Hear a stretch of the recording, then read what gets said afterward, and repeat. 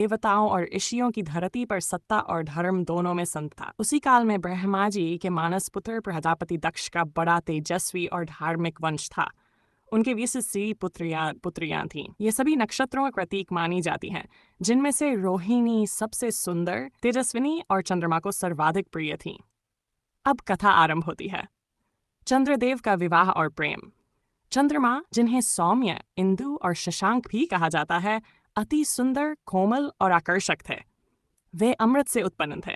समुद्र मंथन के समय वे अमृत कुंभ के साथ प्रकट हुए थे। उनका तेज ऐसा था कि रात्रि भी उनके आगमन से ज्योतिर्मयी हो जाती। प्रजापति दक्ष ने अपने कन्याओं का विवाह चंद्रदेव से कर दिया। ये सभी कन्याएं नक्षत्र थीं: अश्विनी, भरणी, कृतिका, रोहिणी, मृगशिरा आदि।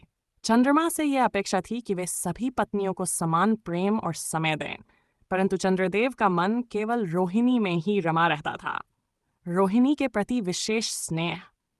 चंद्रदेव रोहिणी के साथ ही अधिक समय व्यतीत करते, उसे स्नेह, प्रेम और विलास देते।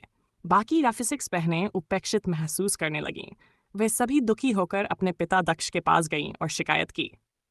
हे पिताश्री, आपने हमारा विवाह समान रूप से चंद्रदेव से किया, लेकिन वे केवल रोहिणी से ही स्नेह करते हैं।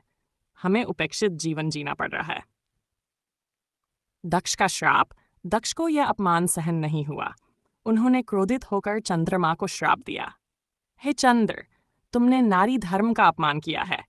अब तुम्हारा तेज दिन प्रतिदिन क्षीण होता जाएगा। तुम घटते जाओगे और एक दिन ऐसा आएगा जब तुम्हारा कोई अस्तित्व नहीं बचेगा।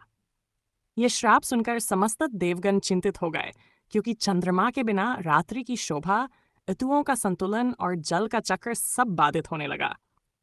शिव की शरण में चंद्रमा। चंद्रमा अत्यंत दुखी होकर भगवान शिव की शरण में पहुंचे। उन्होंने हिमालय पर जाकर कठोर तपस्या की और नमः शिवाय का जाप करते हुए एकाग्र मन से ध्यान किया। शिव प्रसन्न हुए और बोले, हे सोमदेव, तुम्हें दक्ष का श्राप तो अवश्य प्रभावी होगा, परंतु मेरी कृपा से तुम फिर से बढ़ने लगोगे। तुम 15 दिन तक घटते जाओगे कृष्ण पक्ष, और फिर हम 15 दिन तक बढ़ते जाओगे शुक्ल पक्ष। इसी के परिणाम स्वरूप हर महीने अमावस्या आती है, जब चंद्रमा बिल्कुल लुप्त हो जाते हैं। पूर्णिमा आती है, जब चंद्रमा पूर्ण ज्योति से चमकते हैं। रोहिणी नक्षत्र और विशेषता।